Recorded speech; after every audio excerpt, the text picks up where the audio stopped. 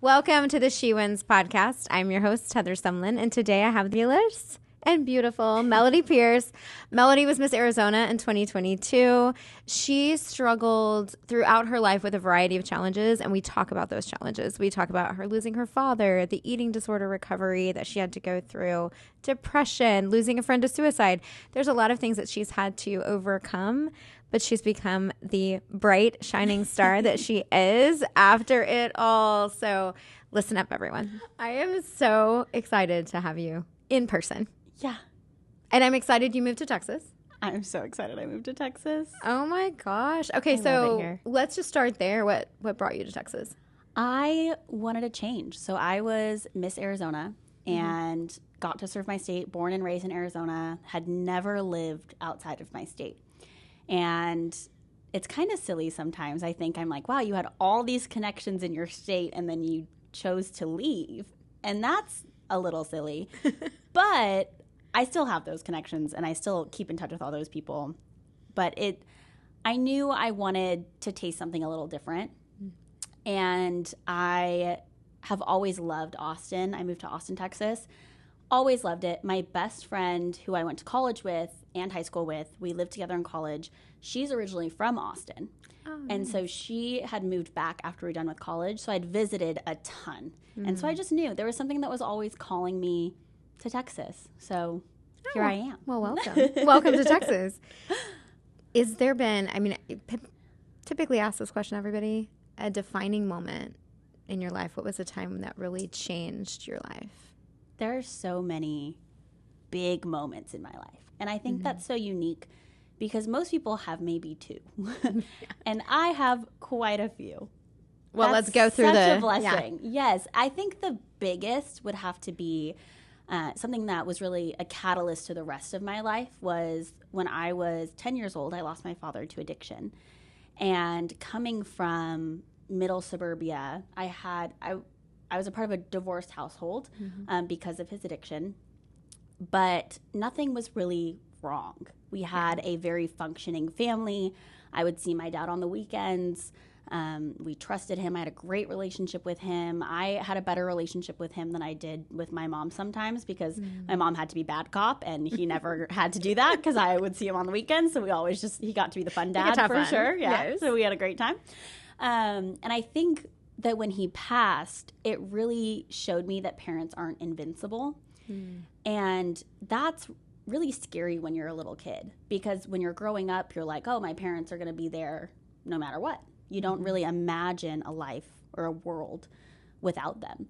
And so to lose him at a younger age, but still old enough to be cognizant of the role that he played in my life was really difficult and led to a lot of things, led to an eating disorder, depression, self-harm, just not a very good path for me, which is wild because I remember when he passed away, there was a little girl who went to my school who had lost her father either years before that or when she was younger or something. And I remember thinking that she would always just wear black. She was very sad. She was very angry.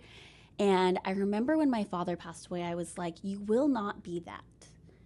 And while I wasn't that externally, I was that internally.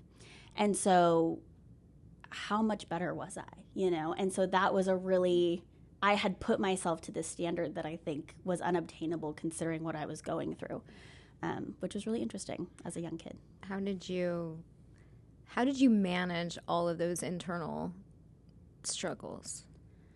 Obviously not well. Not initially. well. Yeah, not great. Definitely took it out on myself, took it out on my family. I remember my mom and I would fight a lot when I was a preteen and a younger adolescent because we both started out, we grieved very differently. She had lost, an ex-husband who loved her dearly. My dad's number one saying every time I saw him was how much he loved me and my mom.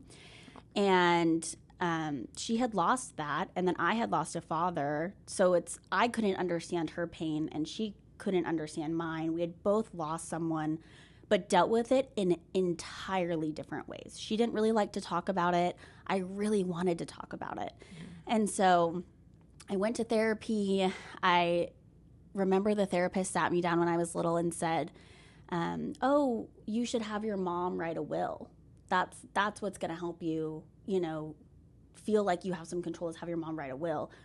That didn't go well. I understand now that I'm older where she was getting, but in the state that I was in, I was like, so what, you're saying my mom's going to die? Yeah. And so I was freaking out. That's right where my brain was going. Right. I was like, oh, so no one's invincible? Like, no one's going to be around? And so that was really hard. So I had a hard time, like, even letting her out of my sight for a while. Like, I became very dependent on her presence, and, like, when she'd want to go to dinner with a friend, like, it made me really nervous because what if she didn't come back? What if she didn't come back? What if she got in a car accident? Like, again, I think the loss of a parent reminds you that they're not invincible, and that was just, like, kind of the driving force to a lot of my anxieties well into my 20s even. Like, I still had a lot of anxiety about losing my mom because she's my person, she's the one thing that I have, and I have a great stepfather too, but she's my mom, and so that was really difficult to overcome, and still I think is something I work through, but it's easier now than it was. But it is a really difficult lesson to learn, I think, as a young child, and did end up, after going through and punishing my body through an eating disorder and self-harm and depression and everything, ended up getting into therapy and working on recovery, and and was medicated for a little bit, was on Prozac in my high school years, which I think really helped, and then just was able to kind of work through the emotions and grieve and heal in a productive and healthy way, and thankfully had a great village of people around me to do it, and that made the biggest difference. So today, or you have been for a while, you became an eating disorder recovery coach. I did. How did that happen? I was competing in the Miss America program, and I was Miss Arcadia at the time, I believe. So I think I was around 22. And the really cool thing about pageants is that you are surrounded by such driven and incredible women that it makes you want to continue to dream and to achieve. And so I was kind of at the point where I'd competed for a while at this time. I think I competed for maybe 2-3 years. And I kept checking off these goals. I'd make these really big goals for the next year, and I'd check them off. And I was like, all right, what else do I do? Like, I lost, I was like, what else can I possibly do? Yeah, how many years did you compete? 6. And, like, actually in it, I guess, for 7, if you count my year as Miss Arizona. But competed for the title for 6 years. And so I was kind of at the point where I was like, all right, what else do I do? I ran a national walk in my state. I had started to develop this curriculum with educators, and I was like, I what's next? And I went on LegalZoom.com, sponsor us, and I looked up how to start an LLC and literally did it on Google from my home on, like, a random December day, and started a business, and it kind of went from there. I branded it. I have a marketing background, so branded it really well, and I saw the need in my community, and that was really where it stemmed from. Was I was like, okay, how do I get resources to people who either can't afford it, don't have it, don't know where to go? Because I saw, as a title holder, I would have parents reach out to me and be like, hey, I think my kid's struggling with an eating disorder. What do I do? And I didn't really I had a network of people that were close to me, but it felt selfish to only recommend them and to be so narrow. And so I wanted to have a space where a lot of different educators and mentors and therapists and dietitians and different types of people could come together to create resources and kind of help each other, and that I would be able to have a better network of people to help others, because I didn't know where to turn when I had an eating disorder. We didn't have psychologist.com when I was 10. And so my parents had no idea where to turn. And it took months to get me into therapy. And so that was something that it kind of bred this really natural business of, like, connecting and then helping people through, whether it's sitting down for lunch with someone who's having a hard time eating, or it's going to the gym, or just talking to someone who's been there, I think is really helpful. So that's kind of where it started. So how long did you battle an eating disorder before you could say you were in recovery? So I've been in recovery for, I guess now I'm at like 11 or 12 years. I kind of stopped counting after 10 because I was like, that was really good, you know? I made it. I'm like, good. Good job. And I think 10 years happened either the year before I won Miss Arizona or when I was Miss Arizona. And we're 2 years after, or like almost 2 years after that. So somewhere around there. My recovery celebration is in March. And been in recovery for a while. I really considered myself recovered when I did my final round of therapy. Mm-hmm. I didn't really find a therapist that I really connected with until I was about 16. Wow. So that's kind of where I connected it to. I had lost a friend to suicide. So another defining moment. Another defining moment. I had lost a friend to suicide my junior year of high school.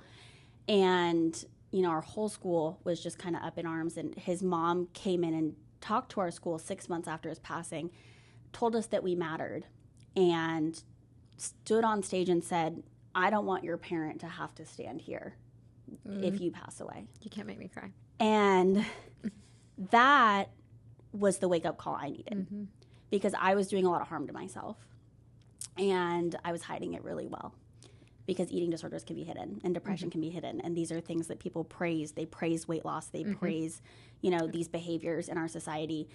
And so I did something really brave and went home that night. I think the bravest thing a 16-year-old could do, and said, hey, I need help. Again, took a long time to find that help, but that was kind of the final therapy because my parents never really pushed me into therapy by any means. They were like, do, you know, if it works, it works. If it doesn't, it doesn't. We didn't really have a clear path. And I think when that happened when I was 16 and I was like, oh, wait, I don't want my mom to have to stand up here and grieve me in front of my student body. That's when I decided to get help and not help just be given to me, but to really choose huge. it. That's huge when it's finally your idea. Then you're really ready to take that step and truly heal. Yeah. So I'm going to segue a little bit. Yes. Well, I met you your second to last year. Yes. So you were checking all the boxes, and somehow you had a box for me. I don't know. I did. How'd you find me? I don't remember. You're a sponsor for Miss Arizona. Okay, so then so they had knew. talked about you, and I knew about you, and just hadn't taken like the leap of faith. And I was like, when you're kind of at the point where you've competed for a really long time, you get to the point where you're like, I need all my eggs in this basket. Like I have to do everything that I can to get this done. Because then if I don't get it done, I know it's nothing that I could have done better. And so working with you was kind of those like bucket list items of like, you're the best of the best. And so I knew I wanted to work with you to have my best shot. So it was so much fun too. We had so much fun. We talked a lot. So much fun. We talked a lot. And revamped things. And I remember it was either the first year I worked with you or the year you won Miss Arizona. Your first runner-up, first time, and then came back. There was a gifted year given to you because she had aged out the age limit, and then Miss America extended it another year. And well, I guess I'll take that gift. That happened to you twice? Just once. Okay. Just once. Okay. I know other girls it's happened twice. Yeah. Twice, and you know who knows, maybe more. And so here, the first time you're going in, like, wait, this is. I have do or die. Yeah. I have no other shot. I aged out, yeah. And what I loved was you went in both years, and I feel like you walked away going, I couldn't have done any better. Yeah, absolutely. And one of the things that you did is you're a marketing genius. Like you love marketing. You're involved in marketing. Yeah. Professionally, you're a marketer. What is it that you had a 10-step marketing strategy? I did. If I recall correctly. A 10-point marketing plan. Yeah. What was it about the marketing side that you think was so powerful? Because I think that helped you win. Oh, absolutely. Yeah, 100%. I think that Miss America specifically, it's a pageant, and those aren't as common today, right? I found it, I didn't start competing in pageants until I was 20. I had never done younger pageants or anything like that. And I started competing because of the scholarships and because of the service element, because I wanted to tell my story and help other people. And so when I was doing that, I just thought, how do other people find this opportunity? Because it's so rare. And Arizona's not a pageant state, How'd you find it originally? My dance teacher was a local director. Oh, well, that helps. Yes. There we go. Okay. Yes. Direct connection. Yes. Okay. And so she was like, compete. And I grew up and I was like, no, like, I'm not a pageant girl. I like fished with my parents on the weekends. I didn't own a pair of heels. I was like, I can't do that. Like, that looks so hard. No, thank you. And she kept kind of pushing me to do it. And finally I was like, you know what? I'll try it. They needed one more girl for their local to make numbers or something.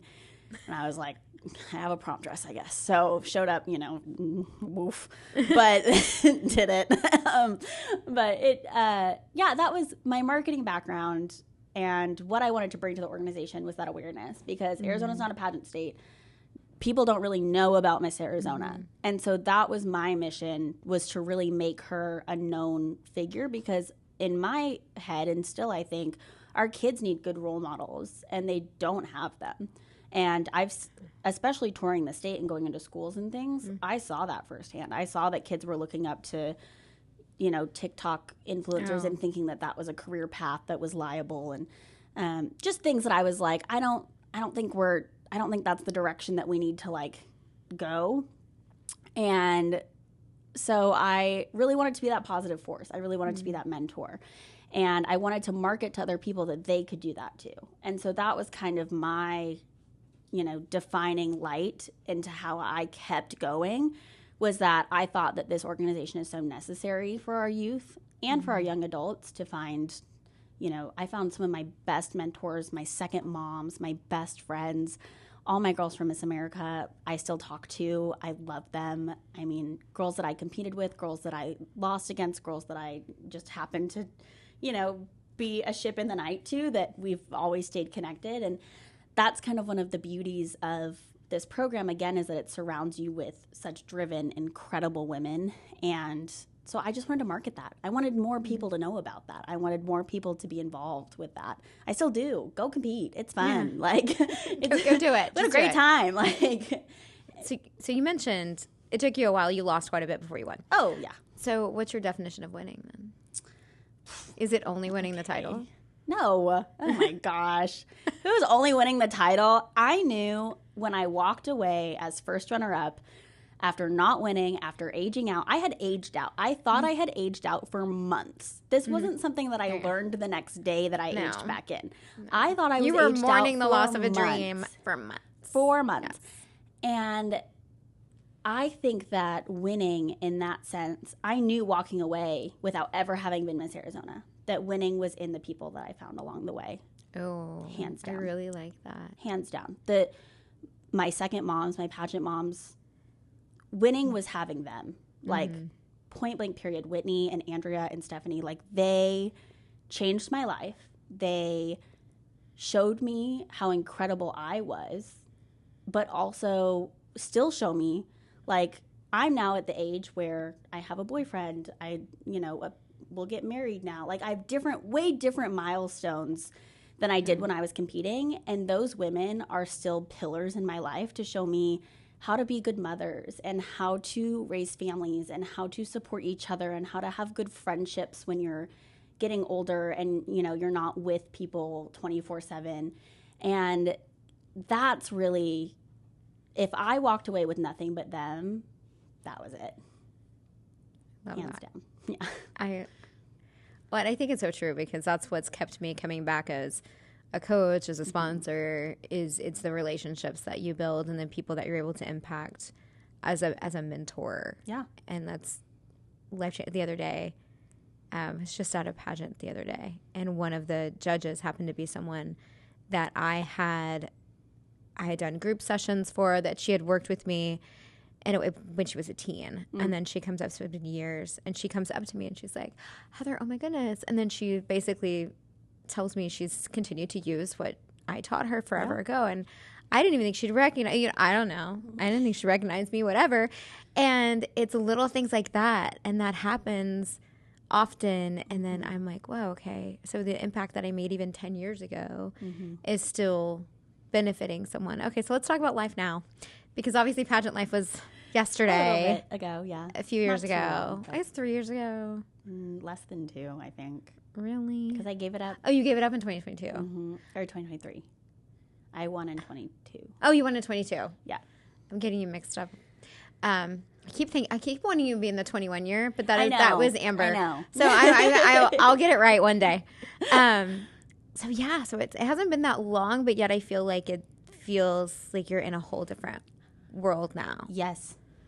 So yes, I really have, again, I think also competing in later years in life. I was 26 when I won, or 27. I'm 28 now. I don't know. 26 when you won, Somewhere I think. in there. Yeah. But 26 when I won. So I was an older candidate. I was one of the older women to compete at Miss America that year. I think there were like a handful of us that were the oldest. And when you win later in life and you have these experiences, I will say I think I was ready to kind of move forward quicker, where I wasn't going back to school after. I wasn't, still in my undergrad stages at all, and that I had a career. I worked full-time while I was Miss Arizona. I wanted to continue that career. My ambitions were always the same, but then I got to focus more on them outside of pageantry and like focus more on my career and like my relationships. Like I've always wanted to be a mom, and like that's something that I couldn't put a lot of eggs in that basket for a really long time because I was so driven and so focused on myself, which is a huge blessing. That was one of the like big pieces of advice that I remember you gave to me before I went to Miss America, where you were like, stop focusing on dating because this is like the one season in your life that you can really focus on you and like have some insane outcomes because of it. And I'm really glad that I listened to that. But that's a sacrifice, right? You sacrifice a lot when you're competing, whether it's friendships, relationships, career. Me time. Exactly. There's a lot of things that you are kind of putting on the back burner. Other dreams. While you're pursuing that. And so I think when I was done, I was really ready to kind of dive headfirst into moving to Texas and, dating and finding someone and focusing on my relationships and my family more and things like that. So my career more. And so it really has kind of happened quickly, but very naturally because I was always gearing up for it in the background. It just was time to press play once I was done. So what's your advice to women who want to take that leap? There's something they want to do, whether it's a goal they want to go for, or maybe it's a job they want to apply for, but they're scared. Oh gosh, do it scared. I did everything scared. I was so scared. Like when I started competing for pageants, I was terrified. I didn't know anything. I didn't know who Miss America was. I didn't know how to tease my hair. Now I'm the teasing queen. I will say, if you ever need your hair teased, I'm your girl. But I would say do it scared. I did a lot scared. I would have never recovered if I didn't do it scared. I would have never won Miss Arizona if I didn't do it scared. I would have never moved to Austin and found the love of my life if I didn't do it scared. Like, there are so many things in this life that are going to scare you. Do not let yourself be held back because of fear. Let it motivate you to continue to drive forward and just really dive in. That's like that saying where there's those two acronyms to fear, fear everything and run, or face everything and rise. Yeah. And so you looked fear in the face and you says, no. I also had been through harder things. Yeah, well, true. At that point, I was like, well, you survived near death via mental health struggles. You've survived losing a parent. I was like, how hard can a pageant really be? I guess that's true. I think we can do it. But it was hard. It was hard to fail. It was hard. I'm very much so an overachiever and perfectionist to a certain extent. And while I've let go of a lot of those tendencies, it still is very hard to fail. No one likes to do it, especially you have your whole community around you cheering for you, wanting it for you just as bad as you want it. And it's embarrassing to walk away and not get it. Like, that's a hard thing to go back to work the next Monday and say, no, I didn't again, and like. I'm probably going to do it again, you know? And it's hard for people to understand because I don't think a lot of people push themselves to that degree, especially adults. They don't have things that they're like, yeah, I failed at this 6 times and I'm going to keep trying. Some could say it's slightly sociopathic, but it worked. And I learned something. I wasn't repeating mistakes. I was learning and growing and creating new habits and new opportunities. And so it wasn't ever without some sort of triumph, even if that wasn't in the form of a crown. So tell me about a time when you didn't win, but you learned a valuable lesson. Oh, gosh. When I aged out, I will say I really had to force myself at first to kind of figure out who I was. I think I'd kind of gotten lost in the competition of it all and wanting it so bad. Like and forward focused so much. And it just being a lot of my personality, being centered around being Miss Phoenix or Miss Scottsdale or whoever, that I hadn't gotten back in touch with myself for a little bit. And I, hands down to this day, think that that's what helped me win, was when I got rid of like that expectation of what I wanted to be and putting so much into it and being so focused on it. When I was a little less focused, I had the best outcome because I was having a little bit more fun. The people who say that you're going to go to a pageant and have fun when you're competing, I think is like not the truest thing, because you really are focused and like in the zone, and it's not necessarily like. But that's not when you super excited. But that's not when you perform at your best. That's what's so interesting to me. And when you said when I was less focused, that's when I won. She doesn't mean she wasn't focused on the phases of competition. She means she wasn't focused on the outcome. Right. She wasn't worried about, I have to win. It's my last year. I must win. If I don't win, my life is over. Like, none of that. It was more, I'm going to enjoy the journey. I'm going to celebrate. In fact, I think that was the kind of the motto of the week. It was like, we're going to celebrate the journey and celebrate every time she walked on stage. It was a celebration. Exactly. And when we got to crowning, I was still stressed out. I wasn't like, forget it. It's celebrating. Like, I was still like very concerned. I hadn't won a single prelim the year that I won. And I had won a prelim the year before when I was first runner up. And so I was like, oof, like I was really scared. I was like, oh my gosh, all these younger girls are winning and they are so well deserving. There's no one that's not deserving pageant day. Like, everyone was really incredible. And so it was really hard not to get in my own head in those final few moments. And I think if you talk to my best friend, Nicole, she would be like, you were freaking out. And like, I definitely was freaking out before I went on stage, because I was like, what if? But at the end of the day, I walked in the year that I won more confident than I've ever been in my entire life. I remember my makeup artist and dear friend, Nicole, we talk about it to this day, that she was like, you were unshakable on that stage. She's like, someone could have come up and turned all the lights off and like cut your dress and you still would not have flinched. She was like, you were unshakable. And that was truly the mindset that I had, where I was like, pick me or sorry for you. Like, I really had just this like insane confidence that week, and very glad that I did. But again, I think it came from knowing myself a little bit better, by getting in touch with myself, by going paddleboarding, by going outdoors, by doing things that I loved, and kind of taking some things off the back burner, that it helped me when it came time to, showcase it. So what's advice that you've been given that's made the biggest impact on you? Try one more time. That makes total sense. Yeah. Six times here, yeah. Keep trying. My therapist told me that, because I remember there were days that I would wake up and in recovery, and I was having a really hard day. And it was really difficult to choose recovery, to try one more time. And so that was kind of a motto that stayed with me from a very young age of, all right, you just have to try one more time. And that one more time is going to be a lot more times, because you're going to wake up tomorrow and have to choose again. But in the moment, it doesn't feel like a big choice. When things are overwhelming, or you're like, can I really do this again? Yeah, you just have to try one more time. And that really helped me kind of be able to keep going when I thought that maybe I couldn't. So you're now here in Texas. You found the love of your life. So shout out. Shout out to him. Keep her. Keep her happy. What is next for you? I have a dog. His name's Obi. Oh my gosh, he's so cute too. He's so cute. He's a golden retriever. I love him to pieces. Raising him to be a good boy. Did you get him when you moved here, or did you already have him? No, I had him before I moved here. Yeah, so we did the little drive together, which was really sweet. Very good car dog, thank goodness.